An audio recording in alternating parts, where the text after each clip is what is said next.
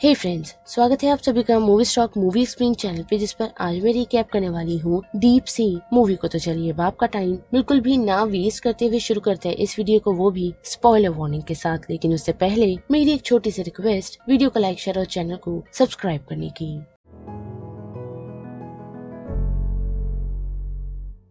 Well guys, तो film की शुरुआत हमें एक तूफानी रात से दिखाई जाती है, जहां हम एक लड़की को देख पाते हैं जो बर्फीली रात में नंगे पैर किसी आवाज की तरफ बढ़ रही होती है। और थोड़ा आगे बढ़ने पर हमें समझ आता है कि वो अपनी मॉम को आवाज दे रही है, और आवाज देते देते उसके सामने एक ब्लैक कलर का सब्सटेंस आता है, जिसे देख उसे ऐसा लगता है कि वो उसकी मॉम है जो उसके बचपन वाला गीत गुनगुना रही है। पर कुछ ही समय में एक रेड कलर का सब्सटेंस उस लड़की को पूरी तरह घेर लेता है, जिस कारण वो उस ब्लैक कलर के सब्सटेंस और अपनी मॉम की आवाज तक पहुंच नहीं पाती। जिसके बाद ये सीन कट होता है और सीधा एक बस की तरफ मूव होता है, जहां हम हमारी लीड कैरेक्टर शेंशो को देख पाते हैं जो अपनी फैमिली के साथ ट्रैवल कर रही है। जहां हम नोटिस कर पाते हैं कि जब वो अपने भाई के साथ थोड़ा खेलने लगती है तो उसके फादर उसे बिहेव करने के लिए कहते हैं। जिसके बाद शेंशो फिर उदास हो जाती है और अपनी मॉम से बातचीत करती है, अपने दिमाग में ही यही कहते हुए कि वो जहाँ भी हो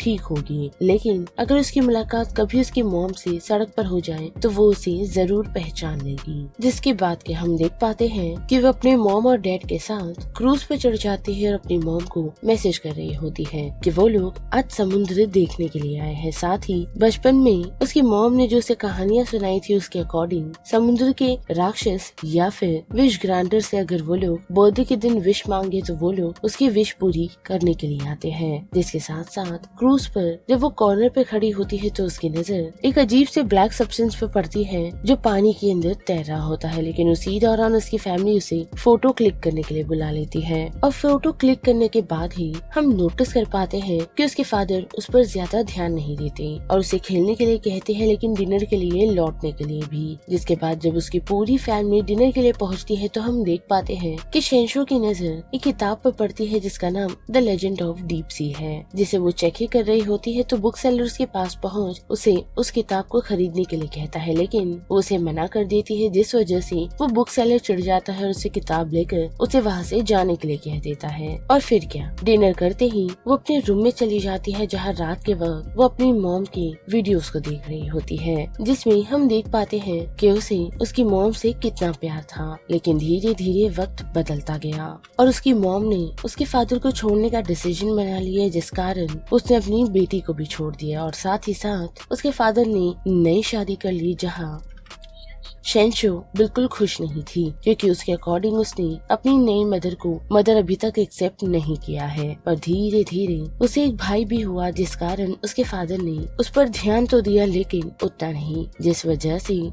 शेंशो धीरे धीरे डिप्रेशन में चली गई और इसी वजह से वो ज्यादा दोस्त नहीं बनाती, साथ ही वो हमेशा अकेली रहती है। पर उसी दौरान उसकी नजर खिड़की पर पड़ती है और नोटिस कर पाती है कि समुद्र में तूफान आया हुआ है और साथ ही एक फिश बोट पर आ चुकी है, जिसे वो समुद्र में डालने के लिए पहुंचती तो है, लेकिन उस तूफान में उसे उसकी मॉम की आवाज आती है, जिसे सुनकर वो उसकी तरफ बढ़ने की कोशिश करती है और सीधा समुद्र में गिर जाती है। जिसके बाद सुबह उसकी आँख खुलती है तो हम नोटिस कर पाते हैं कि वो एक फ्लोटिंग डक को पकड़कर समुद्र में लटकी हुई है, जहां उसके साथ एक अजीब सा ब्लैक कलर का सब्सटेंस है जो उसके अकॉर्डिंग उसे उसकी मॉम तक ले जा सकता है, जिस कारण वो उसका पीछा करती है और वो यानी कि वो सब्सटेंस उसे एक समुद्री महल में ले आता है, जहाँ इंसान तो है लेकिन इंसान नहीं बल्कि इंसान के रूप में फिश मौजूद है। जो लोग शेंशो को देखकर काफी घबरा जाते हैं और उसे यहाँ से जाने के लिए कहते हैं, पर उस सब्सटेंस को काफी गुस्सा आ जाता है, जिस वजह से वो समुद्र में फिर से तूफान ले आता है। लेकिन फिर से पानी में बहते हुए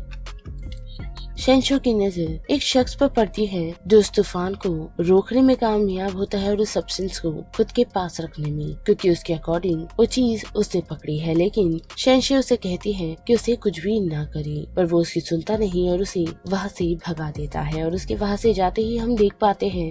कि उस शख्स का नाम नने है और वो एक होटल चलाता है, वो भी डीप सी में। और आज रात उसने काफी लोगों को दावतें दी हुई हैं, ये प्रॉमिस करते हुए कि वो लोग काफी अमेजिंग सूप बनाने वाले हैं। जिसके बाद क्या सभी लोग काम पर लग जाते हैं, लेकिन वही दूसरी तरफ हम देख पाते हैं कि रेस्टोरेंट में ग्राहक आना शुरू हो चुके हैं, जहाँ लोग नन्हे के खाने से बिल्कुल भी खुश नहीं और वो उन लोगों को 5 स्टार देने में रिक्वेस्ट कर रहा होता है। वही हम शेंशे को देख पाते हैं जो सब्सटेंस का पीछा करते हुए रेस्टोरेंट में आ पहुंची है। साथ ही जो सूप उसने सभी लोगों के लिए बनाया था वो शेंशे की वजह से गिर जाता है और वहाँ मौजूदा ऑलमोस्ट लोग फिर से गुस्सा हो जाते हैं, लेकिन नन्हे उन्हें फिर से प्रॉमिस करता है कि वो सूप उनके लिए वापस रेडी करवा रहा है। जिसके बाद वो सीधा शेंशे से बात करने के लिए पहुँचता है और उसे समझाने की कि वो सब्सटेंस उसकी मॉम को नहीं जानता, तो बेहतर रहेगा वो उससे दूर ही रहे। साथ ही वो उसे वहाँ से जाने के लिए भी कहता है, लेकिन शेंशे वहाँ से जाना नहीं चाहती, जिस वजह से जो रेस्टोरेंट से लोग जा रहे होते हैं उन सभी को रोकने के लिए वो उन्हें शेंशे के साथ एक जादू दिखाता है और उसे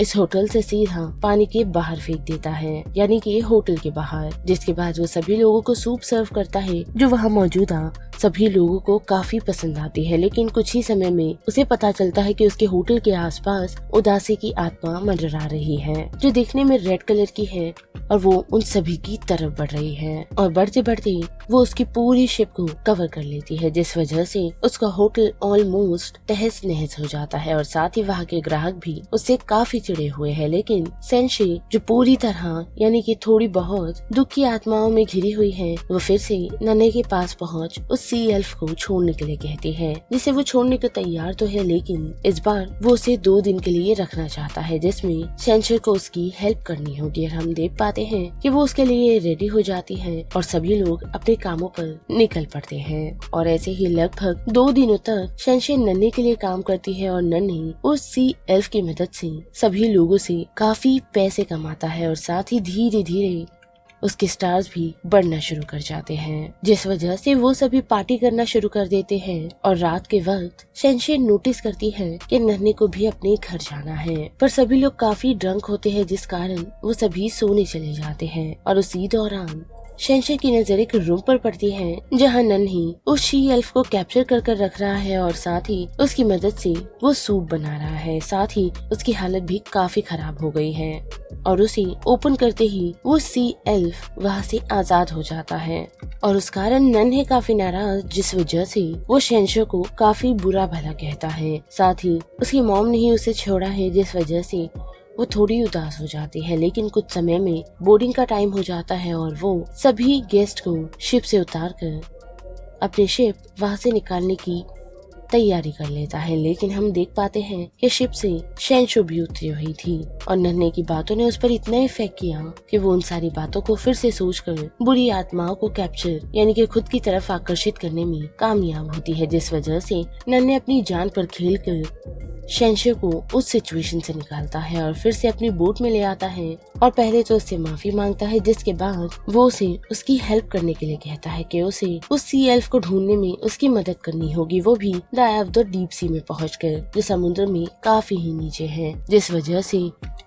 शेंशे एग्री कर जाती है और साथ ही उस सी एल्फ की मदद से वो अपनी मॉम से भी मिल सकती है। जिसके बाद क्या नन्हे अपनी पूरे क्रू को रेडी करता है ताकि वो लोग the I of the deep sea पहुंच सके। लेकिन रास्ते में जाते हुए हम नोटिस कर पाते हैं कि नन्हे अपने कमरे में लगी हुई उस पिक्चर के बारे में उसे बताता है कि वो उसका घर हुआ करता था, पर अफसोस अब वो वापस नहीं जा सकता। पर वो पूरी बातचीत नहीं बताता और फिर उसके बाद पूछता है कि वो उसकी मॉम से मिलकर क्या कहेगी, जिसके जवाब में शेंशे उसे कहती है कि ये एक बेकार आइडिया है कि उन लोगों को उसकी मॉम को ढूंढने नहीं जाना चाहिए, क्योंकि उसके अकॉर्डिंग उस सी एल्फ का उसकी मॉम से कोई लेना देना नहीं। पर हम देख पाते हैं कि नन्हे उसे मना करता है और ये कहता है कि उन लोगों को उस सी एल्फ को ढूंढना चाहिए जो न सिर्फ शेंशे की हेल्प करेगा बल्कि उसकी भी, जिसकी मदद से वो काफी पैसा बनाएगा और धीरे धीरे कर वो एक 5 स्टार होटल भी जिसके बाद क्या, नन्हे को पता चलता है कि वो लोग the I of the deep sea almost पहुंच चुके हैं, जिस वजह से वो फिर से क्रू को रेडी करता है और खुद भी रेडी होता है ताकि वो लोग the I of the deep sea पहुंच सके।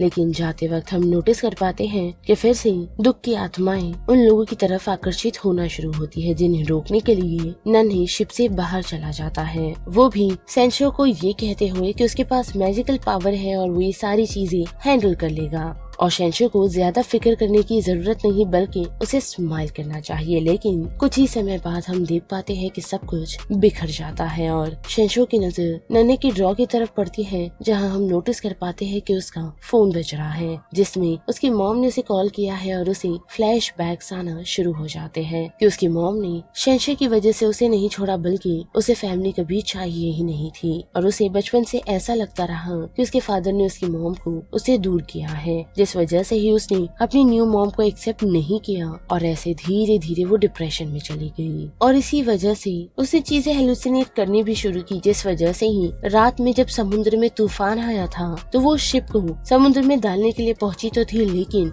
उसका पैर स्लिप हो गया, जिसे स्लिप होते हुए उसी बुक सेलर ने देखा जिसका नाम नन्हे था और जब उसके हेल्प के लिए वहाँ कोई मौजूद नहीं था तो नन्हे खुद की जान की फिक्र करे बगैर एक डकलिंग यानी कि एक फ्लोटिंग डकलिंग लेकर उसे बचाने के लिए पहुंच गया और ऐसे ही उसने पूरा समय उसे समुद्र में सेफ रखा, उसे कहानियां सुनाते हुए। साथ ही ऑलमोस्ट पूरा समुद्र शेंशे ने हेलुसिनेट ही किया है, जिसे बार बार समझाने की और संभालने की कोशिश नन्हे करता आ रहा था, लेकिन उसकी भी हालत धीरे धीरे खराब हो रही थी, जिस वजह से उसने शेंशे का साथ छोड़ दिया, यानी कि वो दुनिया में नहीं रहा। लेकिन जाते हुए उसने शेंशे से ये जरूर कहा कि उसे फेक स्माइल नहीं करना चाहिए बल्कि उसे खुलकर स्माइल करना चाहिए और सभी लोगों के साथ आगे बढ़ना चाहिए। और ऐसे ही धीरे धीरे हम देख पाते हैं कि शेंशे अपनी मॉम के साथ घुल मिलना स्टार्ट कर देती है, साथ ही दोस्त भी बनाती है और अपने भाई के साथ अच्छे से मिलकर भी रहती है और बड़ी होकर